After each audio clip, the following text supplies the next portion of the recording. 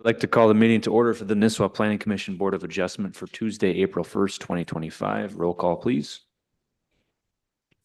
Sean Weldon. Sorry, no. Josh Young. Steve Reese. Maggie Wentler. Stephen Timlin. Are there any additions or deletions to the agenda? There are none. Being none, I'll entertain a motion to approve the agenda. Second. All those in favor? Aye. All those opposed, motion carries. Sorry, I wasn't turned on. Next, to approve the meeting minutes for February 4th, 2025. Are there any additions or deletions to those minutes? There are none. Hearing none, I'll entertain a motion to approve the minutes. So move. Second. All those in favor? Aye. Aye. All those opposed, motion carries. Next item is an open forum. Is there anyone here tonight that is speaking towards something not on the agenda this evening?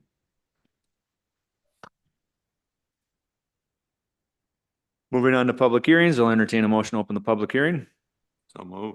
Second. All those in favor? Aye. Aye. All those opposed, motion carries. All right, first item is conditional use permit 009-25 to obtain a conditional use permit to construct an addition to an existing commercial structure for expansion of use in the highway business zoning district. The subject property is located at 24535 Hazelwood Drive, PID 281-40509, owner Jeff and Ellen Schwabel. Wobbe. If the applicant you can come to the desk or you can come to the podium, whoever our representative is. So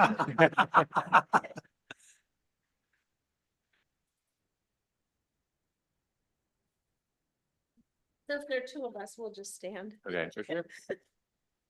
All right, Stephen, your staff report. Thank you.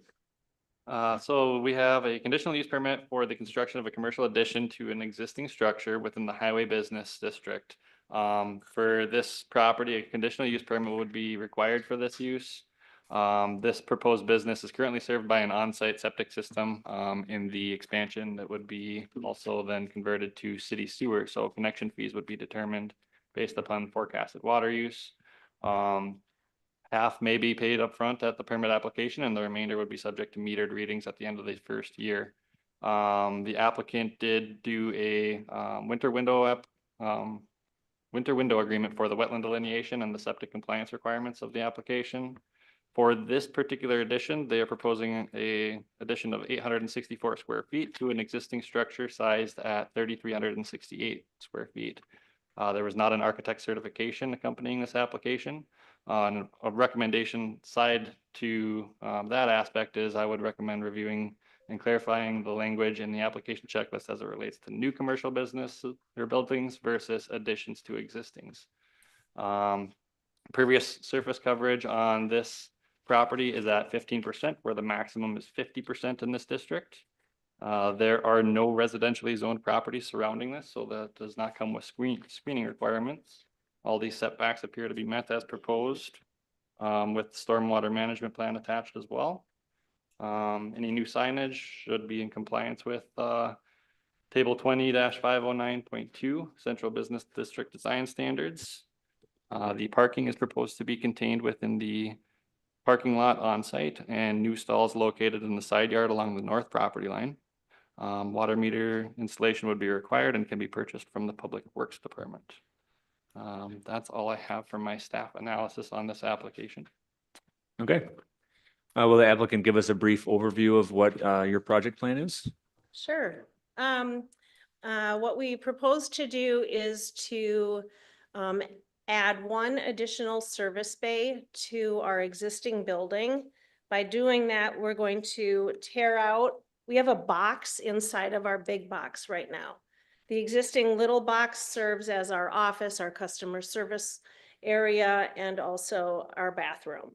And so we propose to remove what's inside and turn that into an additional service bay. We'll put a service bay door on, so the existing building will have 3 service bay doors on the front. And then on, I call it the south end of the building, that's where we will add on a 24 by 36 foot addition. And that will house our offices, a very, very modest customer waiting area, break room for our staff, bathroom, and some parts storage. So we'll add that on first, and then once that's complete, we will go to the phase where we tear out the existing office and then connect the 2 buildings. So we'll move into the office and then tear out the existing and turn that into a bay, and then open up the buildings, connect the buildings. Just tear out the wall, so. And do a facelift. And the whole front of the building will have a nice facelift. It's gonna be a good enhancement to the look of it from the street. It should transform the appearance of the building. We also intend to expand our pavement to clean that up and provide a cleaner and safer surface for people to park on. Okay. If anyone would like to make a public comment towards this application, this is your opportunity. All right, hearing none, I'll close public comments. Commission member comments. Do we have any questions? None made sense to me. No, I like what you're doing. Thank Yeah, you. improve that, the neighborhood there. Thank you. We're really excited. We think Yeah. it's really going to be a nice improvement to the community, and It's gonna be great. Yep, I think it'll look great. thank you. All right, if we have no other comments, I'll entertain a motion.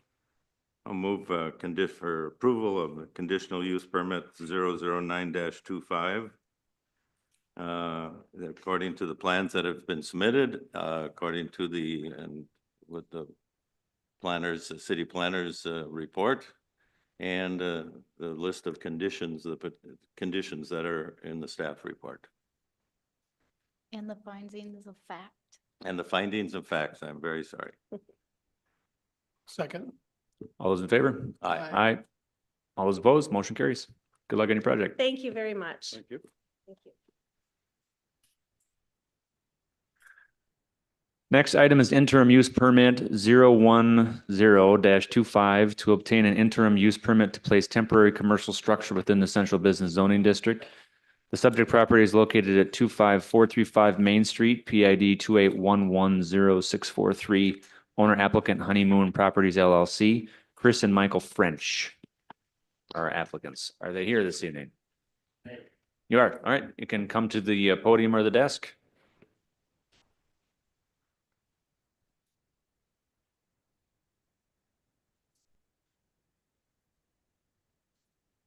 Then just state your name. My name's Michael French. Stephen, your staff report. Thank you, Chair. So the applicant is here to request an interim use permit for a temporary commercial structure as allowed by section 20-178B of the Nisswa Code of Ordinances. My understanding that the applicant wishes to place a trailer on the property in between the mutually owned property line of parcel 281100643 and 281100644, primarily on the southern of which parcel. This application would be for a property zoned central business. The structure appears to meet all setbacks on the site plan. There is a 0-foot lot line setback in this district. So we just need to make sure to fit within that parcel. The proposed commercial structure will not exceed 8 feet by 14 feet in size. The structure will have a minimal impact on impervious percentage, and the stormwater management plan that was provided by the applicant for this use is proportional to the proposal versus the entire property. No additional signage is proposed in this application. Any signs proposed in the future must meet ordinance requirements. Landscaping and seating to be included in the final design for permit application.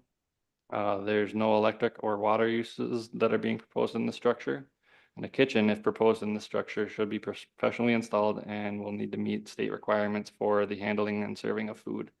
The interim use permit I put in my analysis would be a recommendation to expire at the cessation of business as presented or the transfer or sale of the property. The application itself did have a spot for that information to be provided to us, but it was left blank. So that would just be a recommendation and seeing if you'd, You probably didn't know what it meant, Sure. suppose. I didn't. sure. So those would be just common triggers. You could also propose a different date, like if you wanted it to be through such and such a date, that would be another means. But in my review of other interim use permits, it would be. What's, some of the what's others. the best way? I Or- mean, I guess I don't. I'm not sure what you're saying. So it's hard for me to navigate and suggest what the best route would be. That would maybe implicate myself in my city role. However, standard other IUPs have phrasing saying the cessation of business or the transfer or sale of property. So if you were to sell the property, that doesn't greenlight the next person to use that for Oh, the sure, same yeah, use, so. Okay. Sounds good. Copies of all required inspections, licenses, and permits required by the state should also be submitted to the city at the start of that business. So that's what I have for my analysis. Okay. Mr. French, if you could give us a brief overview of what you're proposing? Well, this is my son, and I think he already purchased a trailer. It's 7x12, so it's under there. I think he wants to add some things to the venue that he's not able to do in the bar, which is for family stuff. You know, beverages and popcorn, some other stuff out there. That, to offer that for people that want it. So it's just kind of an extension of what he's doing, but in a non-alcoholic way, except for when they need to use that for an event, for outside, when they have one of those big events where the bands come in and play, and then they'll probably use it for that. But mostly it's to expand the business profile. So just food items, beverages. All right, is there anybody from the public that would like to make a public comment towards this project? Or this application? Hearing none, I'll close public comments. Commissioner member comments, do we have any questions? Just one, Mike, is that, will the trailer be taken out of there in the fall then and stored someplace else, or does it I sit there would- for the winter? I'd expect it would be, yeah. Yeah, okay. Kind of, that's what they do with the slushy. you know, the- Right. The Airstream I'm trailer. sure it'll be Yeah, removed. okay. Okay. That's it, just about where there's a fence across there now. I think What's up? that's where he plans to put it. That's where the trailer would be, right? I By think where so. that fence is, yeah, okay. Okay. Yeah, I'll pull up on the screen here the site plan that was submitted with the application. So the trailer location. Originally, there were two options that were proposed, one being out here, which would block site path from the alleyway and maybe obstruct and cause potential safety concerns. And then the alternate site here, the revised site plan from the applicant shows just the proposed on the southern parcel. So you own both this property and this property, if I understand right.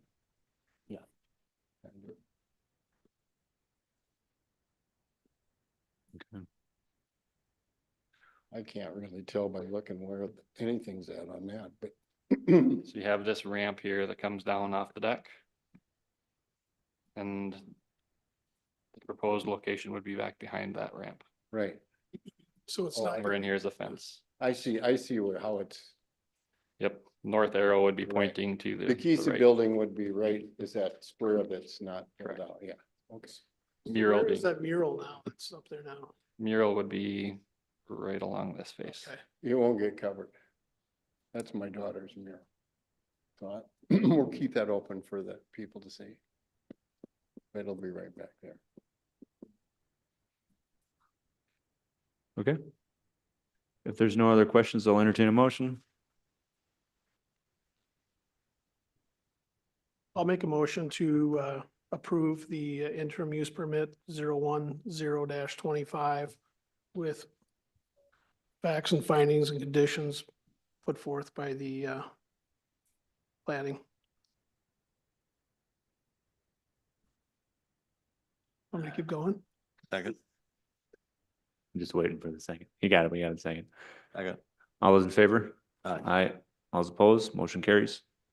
Thank you. We got to know. wait a minute, got,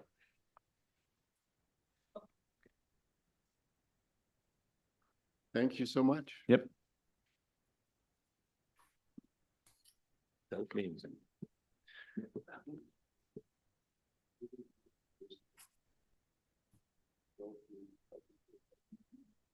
Next item is variance application 011-25 to obtain a variance to construct a principal structure exceeding ordinance standards of dimension ratio for ground floor living area to attach storage space, 200% where 150% is allowed.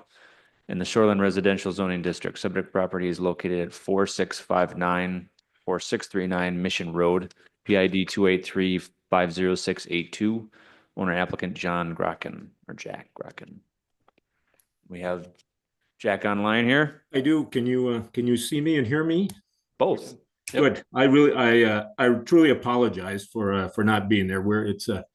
I saw your forecast up there for 6 to 10 inches tonight, and I'm in Apple Valley. And it's snowing heavily here, but I also own a home on 21748 Tall Timbers Road. So, and then this is another property that I own over on Mission Road. So I apologize for not being there, and thank you for listening to my request, Commission and staff. Thank you.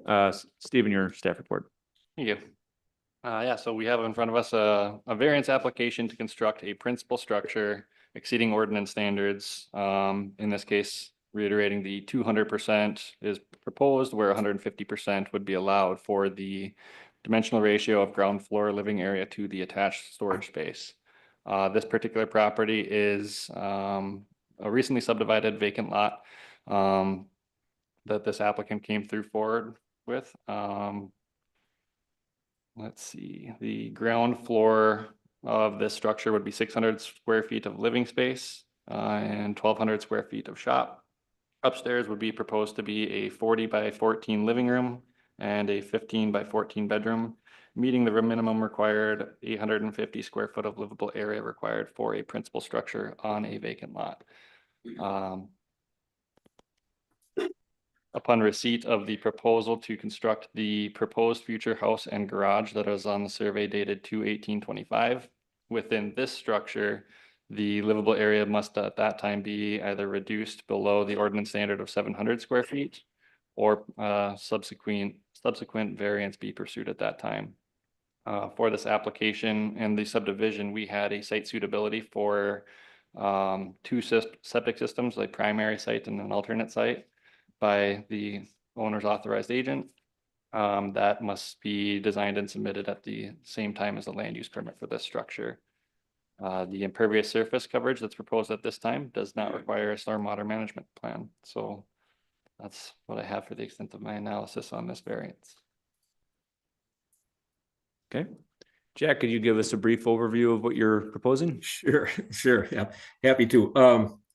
Just by way, I'm president, one of RJ Ryan Construction down in the cities, and so I always have to have some kind of a project going. So I own the property over on Tall Timbers, but my wife and I walk down Mission Road often, and I don't know if you're familiar with it at all, but there was a house that was there, a home that was there, and I met the people, and actually their daughter called and said, "Hey, my parents are getting old. Would you consider purchasing the property?"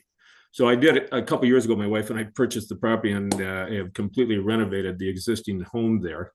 And then we kind of cleared it of any fallen, dead and broken trees and everything else and cleaned it up and have planted grass. And I just decided that it'd be nice to, we have 5 children, grown children. And so I got the idea that I would just kind of split this property into 3 possible lots. And so we'd like to maybe build some couple more homes on it and everything, but I thought I'd like to start off with building kind of a storage place and a shop and some living quarters on it, with the plans for future home on that lot. And then we also have plans for another lot, another home on the other lot that's there too. So I did just bring it through the council and stuff. I purchased some additional land from my neighbors, just so I could meet the property sizes and everything else. So we got that all approved. So that's what I'm looking for, is just to see if I can build this storage building, have some overflow living space and everything else for the time being. And this just works out to be kind of a practical size. So that's kind of what I'm asking for. So I can store a couple boats and a couple antique cars in there and do a little work. Okay. Is there anyone that'd like to make public comment towards this application? Do you have one? If you'd state your name and address, please. My name is Steve Vollmer. I live at Tall Timbers at 4716 Mission Road. And I have no objection to Jack's proposal. And the neighbors that I've talked to have no objections either. I can't speak for them all, but Jack's done a wonderful job with the project that he did earlier, and I'm sure it will be a great addition to the neighborhood. Thank you. Thank you, you. Steve. I do want to say I'm not building a metal building. I did have Travis Miller, who's done a bunch of work for me. And I think the plans are in the packet. So I would build it as not a metal building, but match the existing structure the current house that's on there. So when we do build the home, it would match that.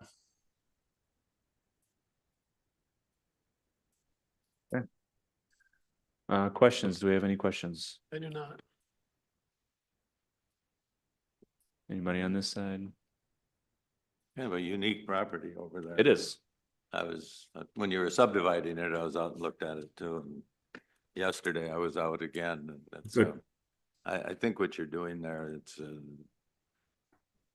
the property right in that neighborhood. I think it's going to be really, I think it's going to be good for it. And Good. it's a unique property, and I think It is. this will work. It is. It Now, turned am out. I right? And I thought I read something in the packet that when the future houses are built, that then this one will be, the living units will be given up and this will turn all into storage. Is that correct? No, I'll probably keep the upper level for sure, and probably at least an office and a bathroom and everything on the first level.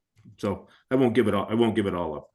Oh, I designed it so it's got a second floor, some living space and a bedroom and kind of a living room area. okay. Right, and that would be something that I would navigate with the applicant at the time of permit application for the house, just to affirm that the livable area within that accessory structure Okay. can meet the guest quarters minimums, so. Sure. Okay. So this is a variance application, so this is a little bit different than the others earlier this evening. As a part of a variance application, we have to list off, there'll be 5, sometimes 6 questions, and then we as a commission will be answering them as we go through it. Okay. So number 1, is the variance in harmony with the purpose and intent of the ordinance and comprehensive plan? I would say it is, because it allows the modern use of the property to properly enclose storage with buildings that match the surrounding development as well. Okay, do you all agree with that Agree. question? Agree? Number 2, is the property owner proposing to use the property in a reasonable manner not permitted by the city Nisswa Code of Ordinances? Again, I'd say, yeah, it is, and it's pretty much the same answer as number 1. It's question 1. I would agree. I agree. Number 3, is the need for a variance due to circumstances unique to the property not created by the property owner?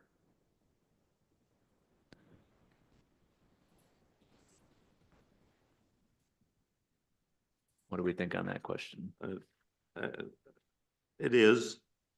My opinion would be that it's a future development of the property for joint family use. Right. And for storage equipment of their boats and autos is positive for the neighborhood, positive for the project. Yep. Agree. I agree. Number 4, will the issuance of a variance maintain the essential character of the locality? I would say yes. We already had a neighbor speak to that fact. And based on the drawings that we have, I would say it does. Just same as Gary, when I took a drive out there and looked around it, I think it will be a net benefit. Agree. Agree. Number 5, does the need for variance involve more than economic considerations?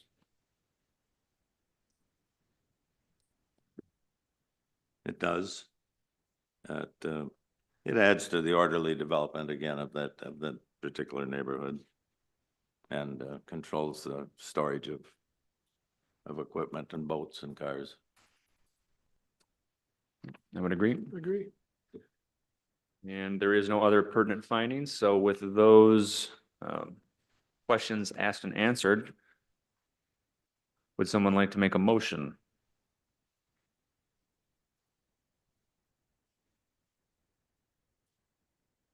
Okay, I'll make them. You were talking most of the time. Well, I'll move to approve the variance application 011-25 and to obtain a variance to construct a principal structure exceeding the ordinance standards, dimensional ratio for ground floor living area of 200% versus 150 in the Shoreland Residential District, located at 4659 Mission Road and 4639. And owner John and Jack Drotkin. And that's according to the staff report, the plan submitted, the findings of fact, and the conditions listed. There's 2 of them listed in the report. Second. All those in favor? Aye. All those opposed? Motion carries. Thank you all very much. I truly appreciate it. Thank you. Thank you. Thank you. Next item is variance application 012-25 to obtain a variance to construct a new 168 square foot water-oriented accessory structure and remove existing structure at OHW in the Shoreline Residential Zoning District. Subject property is located at 25181 Pine Lane, PID 281-20637. Owner applicant Adam Price.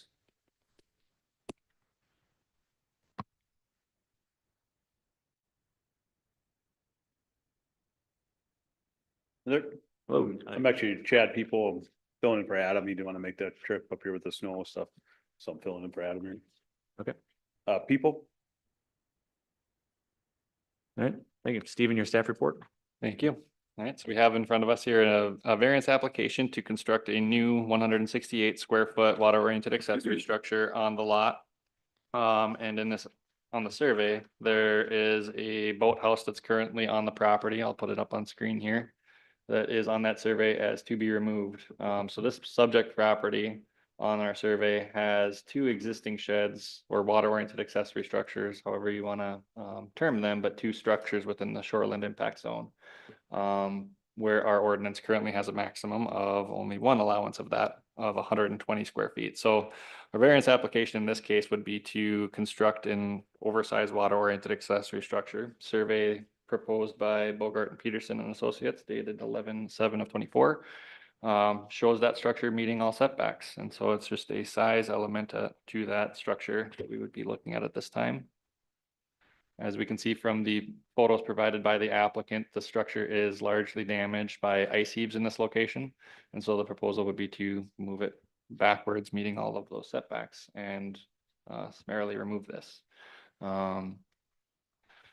This request happens to lessen the non-conforming status of what is currently existing on the property. That structure that is non-conforming at the OHW and the other shed proposed to be removed by survey must be removed at the time that this other structure is constructed. Stormwater management plan for this property had been submitted at the time of a principal residence structure that was permitted in 2024. So as we add more impervious surface to the property, stormwater management just becomes a facet of that new impervious surface. So I would propose to work with you during the permitting process, or the applicant in this case, to ensure that there are stormwater management elements and features relative to the construction of this structure, if so approved. That's the extent I have for our staff report for this particular app. Could you give us a brief overview of the proposal? Yeah, basically just take the existing structure, remove it. It's 12 by 14 right now, and we'd like to turn it, move it back 10 feet away from the lake and also 10 feet off the property line to kind of meet the standard setback. Make it more, a little more conforming to what it is now. And obviously rebuild it because it's pretty rough shape right now. Okay. Is there anyone here that would make a public comment towards this application? You can just come to the table here. Yes, I'm questioning that 12 by 14. Okay, let's go here. So then everybody, if we have people listening in, is a light on the Yep. microphone? Okay. If you want, My name is Bob Reichenbach and I live 25229 East Clark Lake Road. Okay. Roughly 2 lots north of where the request is. okay, Yeah, I guess I'm questioning the size of the existing structure, whether it's based on the original foundation or what has been kind of created by nature. And I would not have an objection with what he's proposing, except for the size. What's there now realistically is under 100 square feet. okay, That's about it. I don't think it should be a lot. I don't object to the building. I just think it should be held to the size that's there now. okay. That's about it. Thank you. Any other comments? Okay, I will close public comments. Commissioner member comments. What is the size of the existing building? Do you have that, Steve? I thought it was 12 by 14. I'm going off memory, so like I said, I kind of got thrown in here tonight. I didn't have time to run back to the office and grab all. I do believe it was 12 by 14 is what the applicant proposed it to have been. I suppose I can go on GIS real quick here and see if the county assessor has a sizing that they have established for it. Yeah, I don't know if it has it on the survey or not. It does not, You can also use the revamp tool on the GIS site. It's pretty accurate now.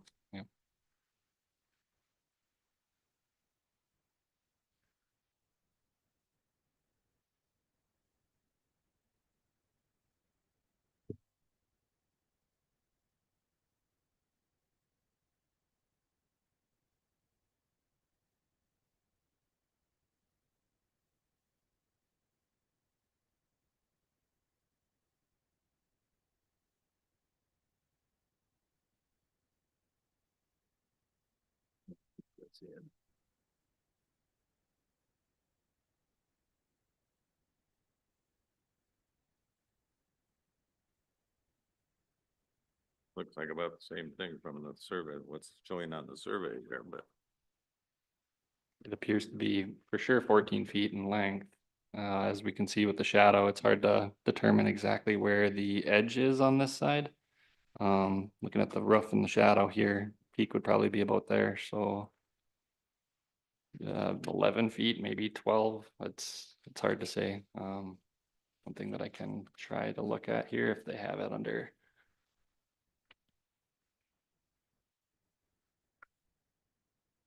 Don't.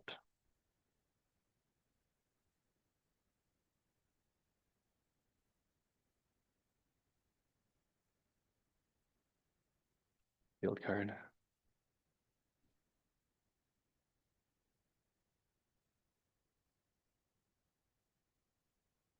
And so I suppose at this point so we have a structure that's right on the OHW. So there's 2 sheds that are located on the survey that would be to be removed. I would say that the cumulative size of both is probably exceeding the proposed ask of the 12 by 14. Once this field card downloads, it should have more information from the I think assessors. there's a shed. Hmm? I didn't see a second shed when I was out there, but Has that been removed already? Do you know, Chad? No, I didn't. The other either. smaller shed's been removed, yeah. Okay. Yep. So here they just show a garage on the field card of 912 square feet. So that would be this one here. It does not show any sizing for those accessory structures down near the lake, so.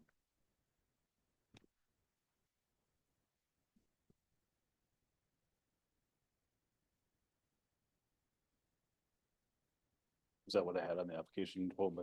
Yep. That should be what it is then. If you could state your name and address, please. Kurt Baumgartner, actually, we're 25167, right next door to the Reichenbachs. We met with the Sheila Yankee, the assessor this morning. The shed is actually assessed to us, or is actually on our tax assessment for our taxes. That's no good. That's why you're not seeing it. When you just pulled that up, it's not on there. Okay. It's on ours. So that's being corrected because right now our property line goes through a section of that shed. Mhm. So it's, this was an old property that was 2 lots. It's now, it's always been 2 lots, but it had been tax assessed as 1 lot with a cabin and the other 2 outbuildings. Okay. So, the reason you're not finding it when you pull your records up is because it's on our lots. It's listed as being on our lot, so. I'll pull up the field card in the meantime here for that northern lot. so. Yeah,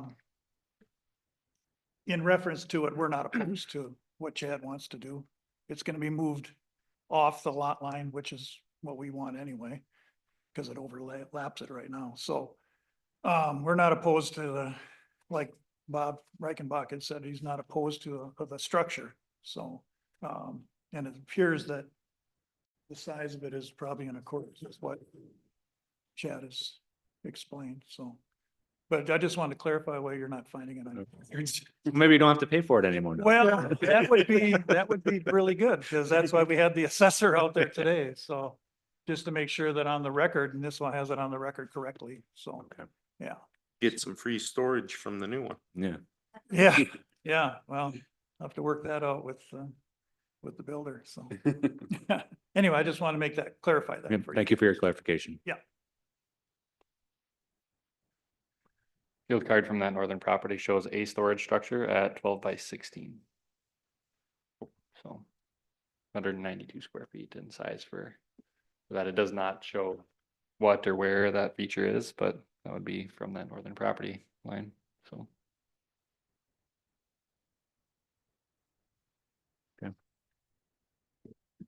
Questions? Just going back to, you're next door to that, or you're 2 down? So then do you have you have a boathouse or? Okay. Okay. So we came up that it's 12 by 16 is what they're, That's what the assessor has for a storage structure on this lot, and if we look at that property, it's hard to say what that feature might have been. So, this one right here. If it was joined as one field card, it could have had elements from both properties. But the survey dated 11/7/24, and having done a site visit, there were for sure 2 sheds down near the lake. This one being one of them, the one that's still standing on the OHW, so. Okay. Any questions from this side? Okay, so this will be like the last application where you have to go through these list of questions and then answer them as a commission. Number 1 is a variance in harmony with the purpose and intent of the ordinance and comprehensive plan. It is. You got a replacement of a non-conforming damaged water, building there now, boathouse that's screaming to be removed. With a building of relatively the same size as what's being taken out, so all appropriate setbacks are positive. So. Okay. I would agree with I that. agree. Number 2 is a property owner proposing to use a property in a reasonable manner not permitted by the City of Nisswa Code of Ordinances. Again, I'd say it is, brings the property in conformance with the current requirements that are of the ordinance. Yep, I would agree. Agree. Is a need for a variance due to circumstances unique to the property not created by the property owner. Again, this is an existing structure that they're removing and replacing, so. Agree. Number 4, will the issuance of a variance maintain the essential character of the locality? Will, It seems like it'd be an improvement. We're taking a dilapidated building down and building a new one. Agreed. Agree. Okay. 5, does the need for the variance involve more than economic considerations? Again, go ahead. Does vastly improves the location in the area, I think. Yep, I would agree. Okay. With that, I will entertain a motion.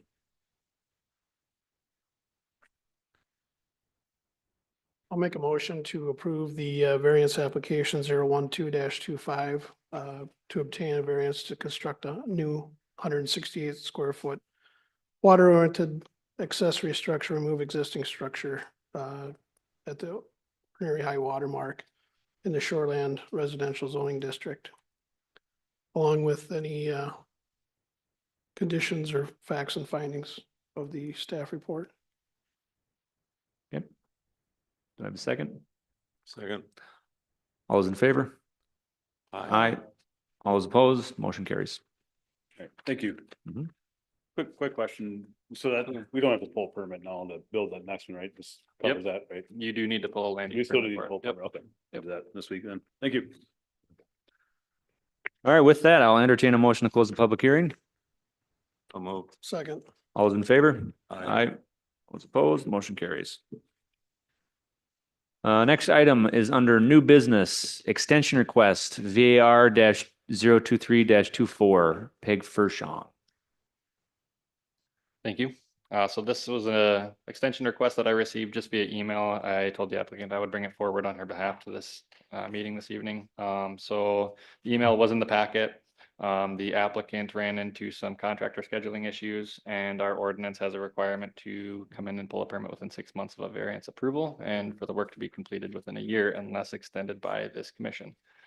So Ms. Fershong is at this time requesting an extension with plan to get it in September or October for the outdoor work done, concrete poured, and then work through November, December, and January to finish the inside. I think an extension of a year would suffice that timeline as proposed by the applicant. Okay. I have no objections. Anybody else? What was the term again? Well, A year? Yeah. Okay. Yeah. We need a motion? Yes? Yeah. I'll entertain a motion. I'll move approval of extension request variance 023-24 Peg Fershong. Second. All those in favor? For 1 year. Aye. All those opposed, motion carries. Old business none, city planners report. Thank you. So we had a land use essentials training. Myself and Gary had attended last week at Sourcewell down in Staples. So thank you for trying to attend that if you could. So there is an annual training requirement in our ordinance for this planning commission. If you missed out on this opportunity, just connect with me after this meeting and we can come up with an alternative. Sourcewell does put this particular training on twice a year, once in the fall and once in the spring. So there will be another opportunity coming up in about 6 months or so. As for permits approved in the last, I guess 2 months since last we met, there were a couple boundary line, lot line adjustments and 7 permits that were issued for things like maintenance, addresses, new addresses, single family residences, and some additions, shoreline alterations, things of that nature. Just last week I had 5 additional permits applied for within 1 day. So I think business is ramping up as Picking up. the snow is thawing. Things are getting busy, which is great. Okay. And then there was an ordinance amendment for chapter 28 regarding sewer and the holding tank requirements in Nisswa. One of the elements of that was to remove the holding tank requirement of a conditional use permit through this commission, and that passed city council and was published, so is now in effect. All I have in my report. Okay. Do we have any questions? I have one question. Have we had any more discussion on doing site visits again? Yes, we have, and I did have additional opportunity to discuss it with the training at Sourcewell last week, kind of what the hurdles would be. I feel personally from a city planner perspective that it provides a lot of great perspective to this commission to see things on site. Sounds like when you are on site, there shouldn't be discussion. It's more of a element to discuss and well, receive discussion and information from the applicant so that then this body is a little bit more prepared during the meeting with that perspective. So I would be all for organizing that, putting out notice as required by statute, and documenting attendance and things of that nature. Just because I see that that would provide a lot of great value to this commission. So where are you guys at on that? Well, so the last time we had to, I mean, there's concerns about open meeting law. How would, That's the main concern. that's the main concern. So what is the mitigate, how can we mitigate that when you were at the Sourcewell training you had asked? Well, that specifically came up, that question. And the attorney that was putting this thing on, he was really good. That was a really helpful session, by the way. Yeah, his name is But Jason. that particular question came up and his opinion was the same as we've heard before. Don't have site visits if you have a quorum. Two can go out there. We've got 5 planning commission members, so 2 people could be there, but not 3. Well, and it can complicate it if it were ever to be perceived that a decision is being made on site before the actual public hearing's occurrence, that would be an element of concern. So the fewer the better, but you know, coming from a planning and zoning department where these were commonplace, the planning commission board of adjustment would all go out there and have, you know, an itinerary. Itineraries are, you know, great from someone who's super type A that likes to be on those types of things, but if discussion extends at one particular site and then you're delayed to the next, that doesn't really afford that applicant the same amount of review. So it's something to be structured if we want to be entertaining it as a quorum meeting. So Personally, I like doing it the way we're doing it. Individually, you know, when you get a chance and the people are more than happy to talk to you when you're out there. So I mean, nobody feels imposed upon it. Maybe but this way it fits Yeah, most of them are. the there. schedule better than trying to fit it to others.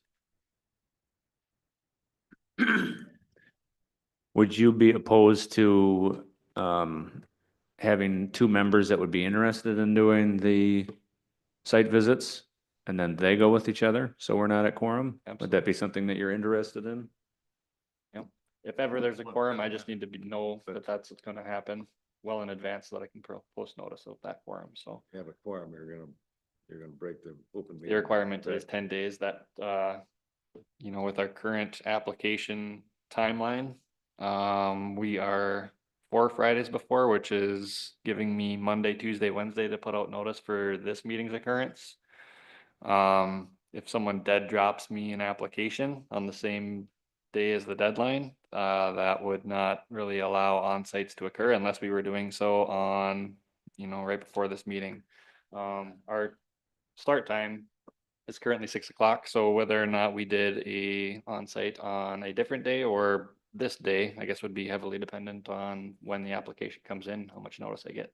So I know that in previous planners in this role, site visits were scheduled around the 5 o'clock hour. If we had a dozen applications on 1 month, could you imagine going around 12 different sites in a little hour window? That might just adjust the time that the meeting actually starts, but I'd say 15 minutes is pretty standard, pretty hurried up on a site. So if we had 4, it'd be, you know, a happy time, but it just comes down to how many we have in front of us on any given day. So Okay. Well, Gary likes how it is. What are your thoughts? I don't mind it how it is. I mean, I can go on my own time and. Okay. I probably get it done in half the time that it Okay. would be to Most of schedule. the time, you know, we've got, the packets come out before I go look. So I know you've got the information, so whether anybody's home or not there to talk to, whether the applicant or the owner's home, doesn't make a whole lot of difference, I don't think, because you're out there to examine the facts and not what his motivation is, because it's all paper already, so. True. On occasion, you'll go out there and sometimes they won't have anything marked. Yeah. There's a couple of times where Yeah, I'm like, yeah, I don't know yeah. what they're talking about. Yeah, So, yeah. It took me 20 minutes to find the one last night on that Mission Road there. I couldn't figure it Has there been any feedback with, I mean, we'll go at random times. Are they kind of fine with that, knowing that we could show up at any time? I mean, not, you know, Obviously out not of like bounds flashlight times, but tours, right? But during the middle of the day, it's pretty well received. When they submit an application, it comes with the acknowledgement that there may be a site visit that occurs by this body, whether it's in a quorum fashion. Myself as city staff going out there to prepare analysis for the application, or you guys to, you know, evaluate it for your perspective. And one of the elements of this job that I just happen to love is, you know, the engagement with people. A lot of times you can go out on site and the conversation evolves into, you know, from the short-term goals to their long-term goals, and you can really kind of level with people. So kind of a takeaway or a drawback to the quorum element is if we're out there on an itinerary, it's kind of like you're slamming through them and you don't have that personability aspect. So,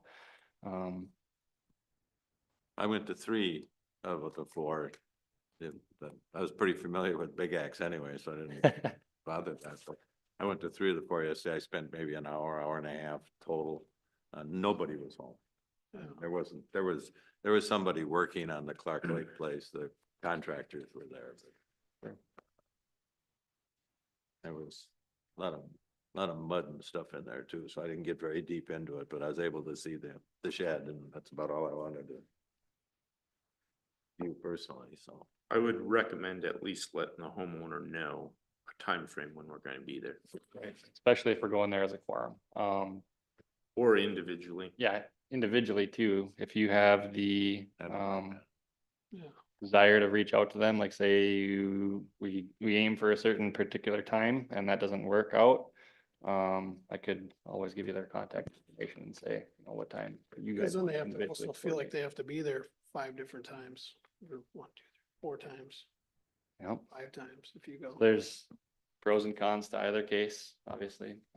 But I don't know. Is it, if we go out there now, when we go out there by ourselves and we set foot on the property and go and look around, is that considered trespassing, or? I mean, No, it we have should be a part of the application is that we're gonna have access to the property to view Yep. it. I mean, it's, It's the whole thing we're supposed to wear around there. well, and I have that. And that's gonna keep us from getting shot. Well. Not necessarily. Probably not. No, But I I- have that, so that makes them comfortable if they see the city of Nisswa thing, you know.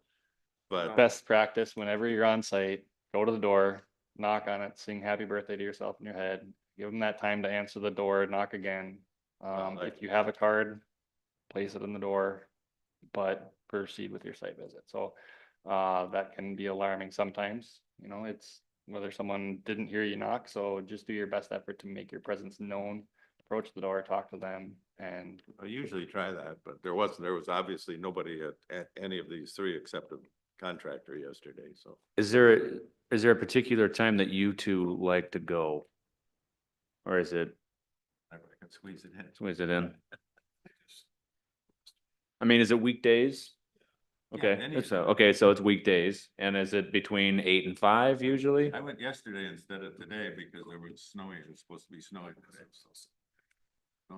Okay, well, how about just like twilight, you know, until it's still light out? And is it a week before the application usually, 2 weeks before, or when? No, I usually wait till I have the packet. Okay, So, well, I think we're kind of narrowing down when we would be there, so they're giving a fair notice. We're only talking. Yeah, the week before. give the homeowner a notice. It's, Right. it's never pleasant when people show up unannounced. So, And I also encourage, like, if you guys are going out, I mean, we all have each other's phone numbers. If you have one other person that wants to come with you, then they can chum along, just so they know. if we wanted to do the quorum route, one way that I could do the notice, and we could just kind of backtrack it from the start time of 6 o'clock for every application that we have, we try to budget. We could even try a bunch of time leading up to that, let's say half an hour for each particular property, and say I have 4 applications, that means that we meet here starting at 4:30, 3:30, whatever the time is based on how many applications we have. And if we start to realize, okay, we have way too much time here and we're starting to discuss banter things with open meeting law that might just not be great. We need to then disseminate and meet at the next site at the scheduled time. And then shorten it up on future notices moving forward. But, you know, say I stop my city day here at 3 to accommodate site visits, or we start at noon. I would have that when I put out my notice, a knowledge of how many applications are gonna be on the agenda. So we could still accommodate same day as public hearing, but if we get too much into the day side, I don't know what that looks like for you guys also, so. Yeah. Yeah, Well, it sounds like we're good how it's going for right now, In so. most cases, you don't even have to set foot on the property. You know, most of these things are drive-bys. Yeah. You sit there and you pull up in front, and you look around and you back on, you know, a couple of different positions, take a peek at it. That's really all that I ever want to see. That's enough, but it seems like it's better it's better for the applicant if we at least take a squint at these sites, because I think it's better for them in the meetings. Otherwise, we're just guessing. Absolutely.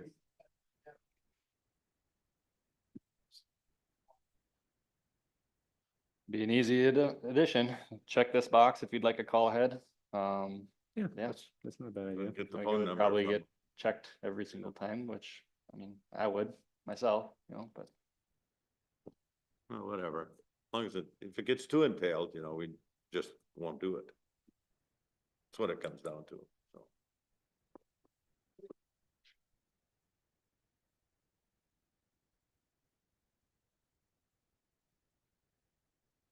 that's where the structured comes in.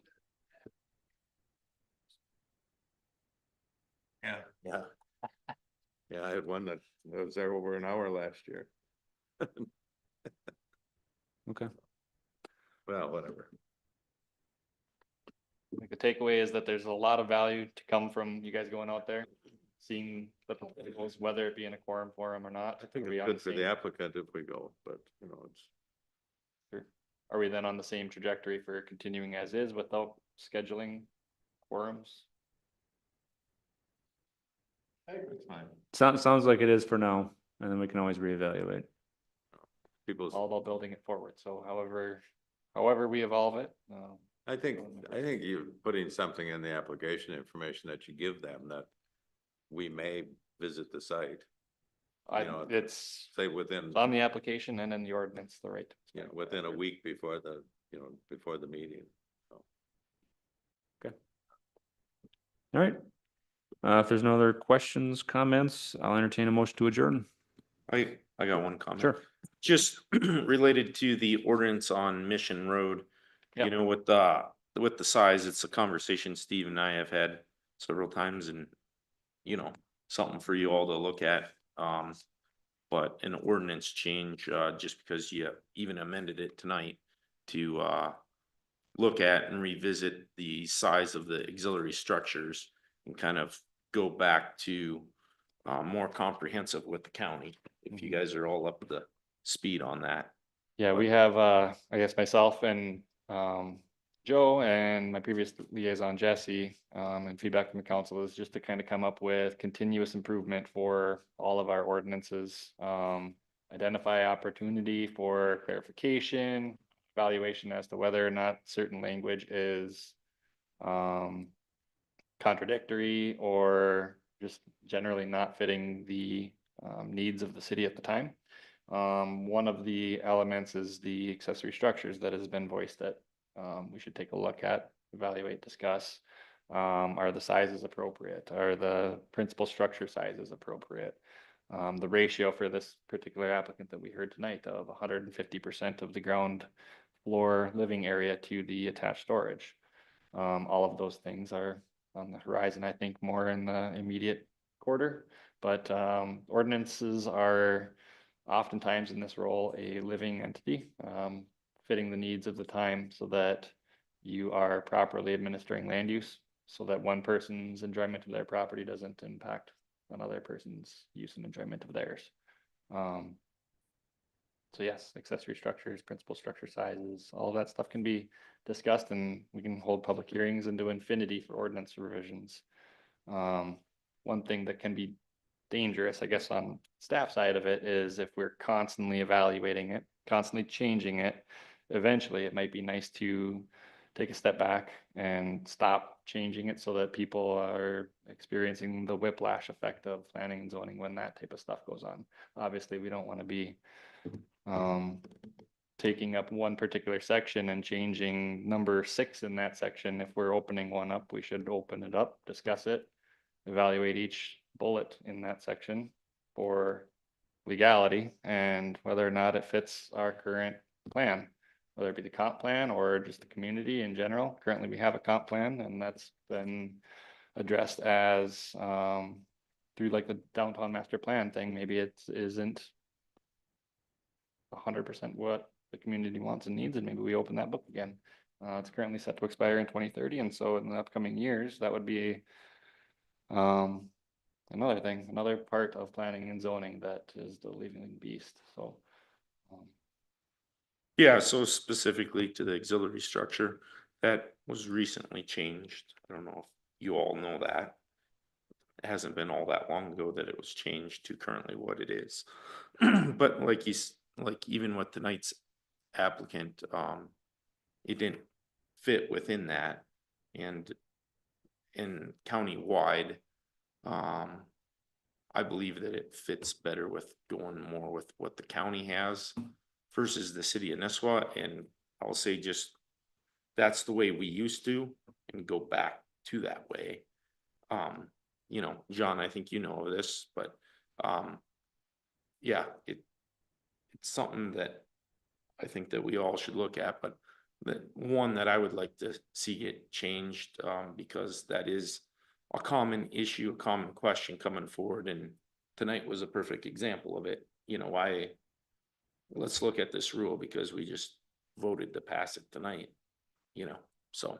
What is the difference, the county versus Nisswa? Do you know what the so square footage coming is? coming here from Crow Wing County, the requirements for a principal structure, principal residential structure, wasn't as universally applied for the requirements that I've experienced here. There's 2 sections in our ordinance that pertain to that aspect. Section 20-83, which I am navigated to here, has 3 elements to it. This third was the most recently altered phrasing in here. A lot of times ordinance amendments are more of a reactive thing when we start seeing a lot of variance applications for something like this. That's usually an indication that maybe that language needs to be changed. And that's probably the slower, easier way to do planning and zoning and ordinance amendments. We don't want to be introducing language that is flooding this room every single time we have a planning commission meeting, because we are then subverting the over-the-counter permitting process. If we got a lot of applications to exceed this dimensional standard that successfully passed via findings of facts by this body, that might be an indication that that language needs to be revisited and either revised, eliminated, added to any of those amendment potentials. So the other element of principal structures is that you cannot put an accessory structure on a lot without a principal residence. So that'd be 20-93. You go to that here. Accessory structures may only be constructed on a lot containing a principal structure. The footprint cannot be larger than the footprint of the principal structure unless a CUP is obtained. So that's not prohibiting that use. It's just saying that if you want a 10,000 square foot accessory structure, it's just a different pathway so that this body can review it. Public hearing goes out for that structure, especially with that, you know, just pulling the number out of the clouds here, size, for the neighbors to provide their comment and for this body to put reasonable conditions on that permit. We have a cumulative size maximum as well for accessory structures on a lot, not to exceed 2,500 square feet, except in the OSR district where a conditional use permit is required. So And all that language is new in the last couple of years, you know, and so, you know, 2,500 square foot. It's not very big anymore for people with a couple pontoons or boats or snowmobiles, you know, to store stuff in. And So that's some of the language, also the multiplier of the living size to the garage size. That was also new, restrictive in that. So, you know, a lot of these, you know, just like we saw tonight, lake home cabin places, they might have, you know, their lake house on this side of the road and own, another adjacent lot on the other side of the road that they might want to park their boat, their whatever in.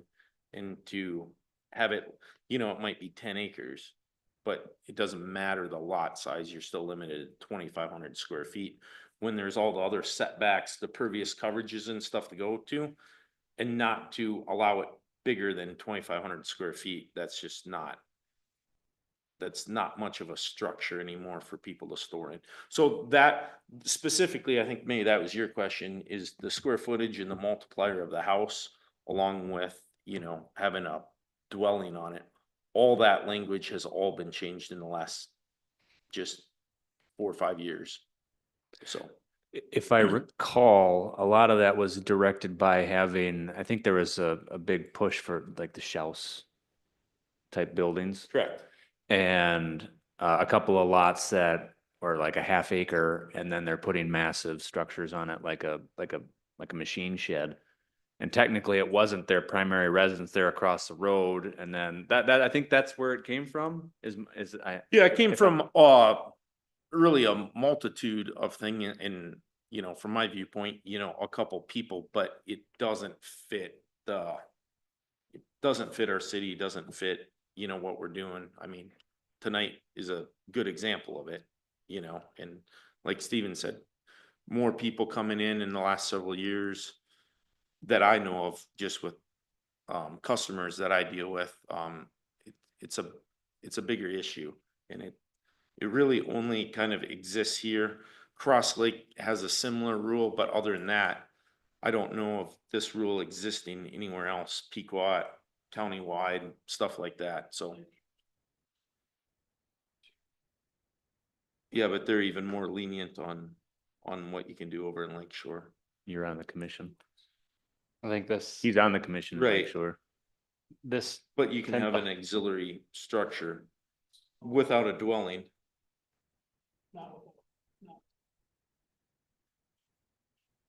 Even on a separate outlot. Yeah. Yeah, but I mean, okay. Yeah, it's just, it's something that I would like to see changed in this, because I don't think it fits with what we currently have going, so. I don't know how we do it, talk about it as a panel here, get that discussed to move on. Yeah, how There's would a- you like to go about doing that? Would you like to There's a- meet with staff and then kind of hash out some ideas? I mean, Steven and I have met, yeah, my recommendation is more to follow the county guidelines, you know, we already have the pervious coverage stipulations, the setback stipulations, all of that.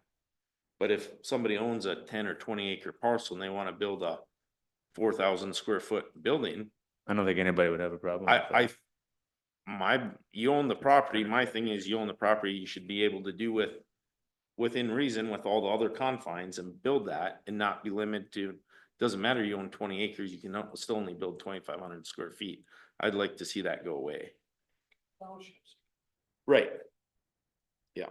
sure. And that's the way Nisswa always has been up until a couple years ago.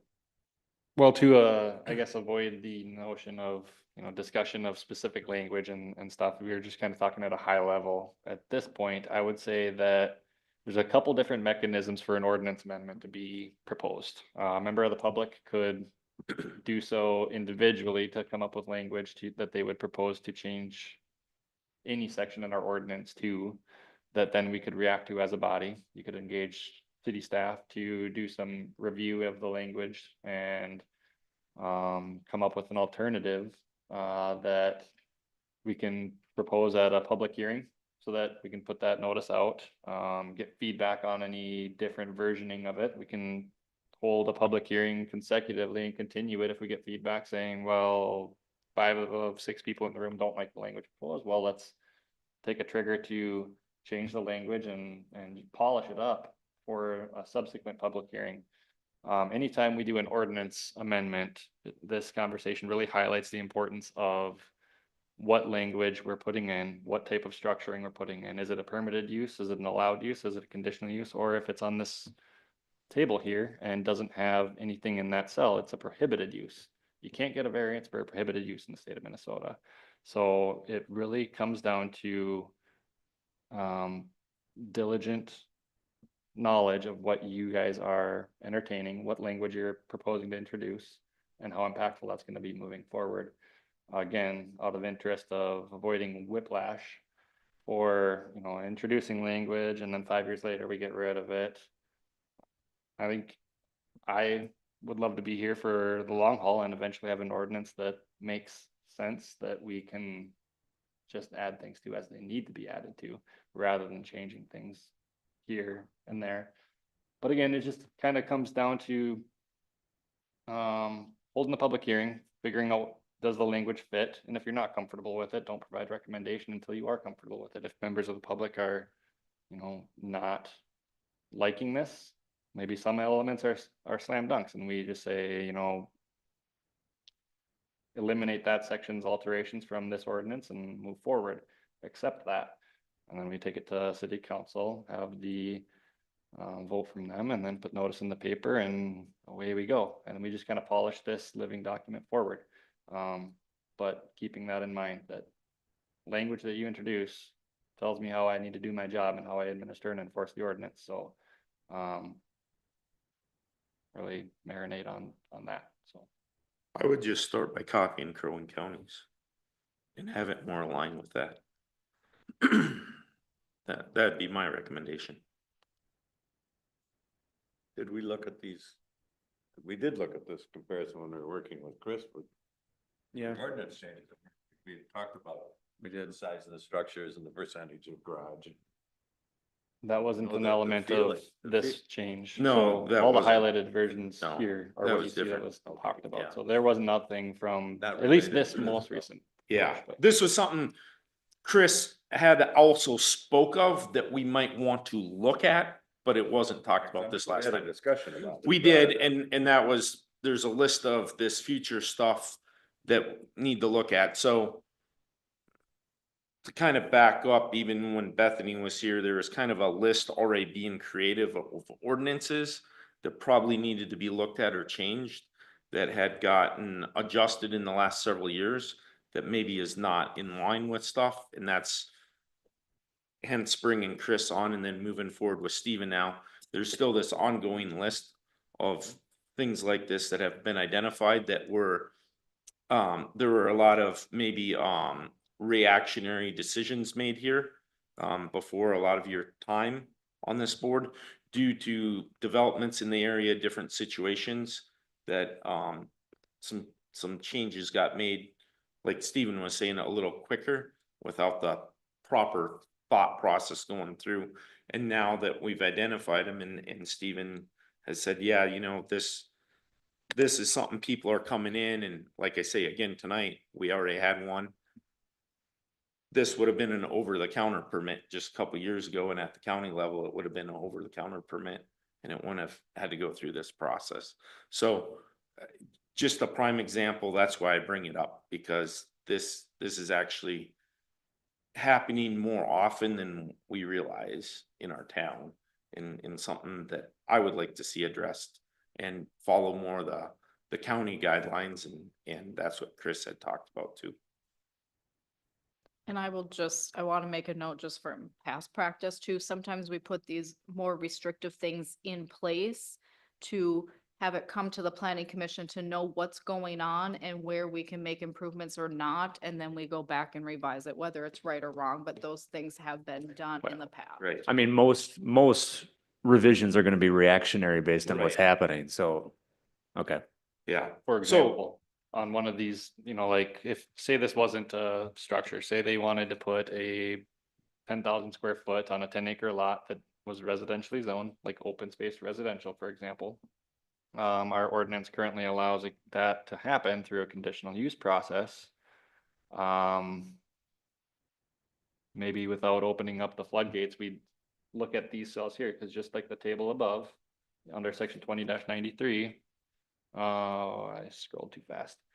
Anything that doesn't have a pathway to permitting is prohibited, so maybe a halfway ground would be the discussion of adding those elements to be a conditional use to get in front of the body for that, so that it's not where we are getting a variance for a prohibited use. So that would be, I guess, in light of Maggie's comment, you know, a pathway forward to get it at least reviewed, to make sure that people feel heard, neighbors feel heard, that they were able to attend a public hearing, they provided their comments, whether it be for or against. A lot of times people come in and, you know, are a little heated against, and I always encourage, you know, I provide all comments, whether it's for or against any notion. Because a lot of times the fours don't get heard enough. So one potential would be to add, you know, or open up these here to be more of a conditional use and less standardized. You know, it's just, if the goal is for me to be able to issue an over-the-counter permit, then I come to these sections and evaluate the proposal against what standards we've adopted. And so that tells me how to do my job on the day-to-day, and just acknowledgement that that language is very important on that aspect. So We could also reach out and have Chris help us with this too, because really that's what he's done, is gone through a bunch of this stuff and helped us get more in line with stuff that wasn't looked at by somebody like him, you know, and has kind of, I guess. I'll say, got us in It'll different melt them out. situations that we don't want to be in. Is that a fair assessment?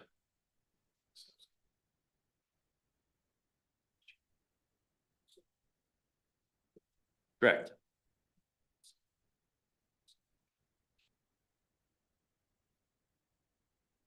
Well, it's just like tonight, you know, we just approve that, which great, I think it should be approved. But now, how can we sit here and not approve the next one too? And so if we're constantly doing that, that tells us we need to look at the ordinance. Yeah, but each project is unique though. For instance, the one that was in here tonight, that's a unique neighborhood where he is.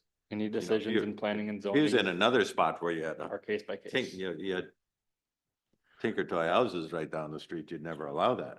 Well, You know, but explaining that to the population, why that's different, they don't always understand that. That's where, if the rules were more in line with, hey, it's not allowed because of the pervious coverage issue. It's not allowed because of setback issue. We still have all these other ordinances and rules in place, why it may not be allowed on their property, you know, to take a look at. So just saying, I agree with you. We should look at this sooner than later and try and get some of this corrected. Right, and whether it be engagement with Chris Pence again, or, you know, an individual staff thing, I'm gonna be coming into a busy season with the construction season starting up here, but, some of these changes, like you're saying, we don't wanna be, it's hard to say 100%, but prohibiting any type of, or obstructive of development, but we want it to be sensical development, and we want it to fit some type of adopted plan, like the comp plan. That's where a lot of these ordinances get driven from and written from, on the planning side. So happy to take a stab at it if you want to engage me to do that. Happy to reach out to Chris Pence. That would be more of a city council recommendation, and maybe we table, well, not, I guess this isn't even an agenda item, so we can put it on new business to provide recommendation for an ordinance amendment pertaining to certain sections. I can start drafting that up. And if the choice comes to engage professional services, that comes out of the budget, which is another consideration. So, yeah, I'm here. So happy to do whatever it is that you guys want, but might be best to put this on new business for May's meeting, and then bring certain sections on that, you know, living list of, well, these are ideal things to address, accessory structures, principal structures. I can bring that list forward, and then you guys can see it and see what we're talking about. So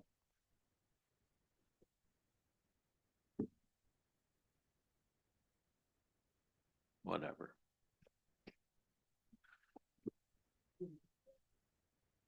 Okay, if there's nothing else, I'll entertain a motion to adjourn. So move. All those in favor? Aye. Aye. All those opposed, motion carries. We are adjourned.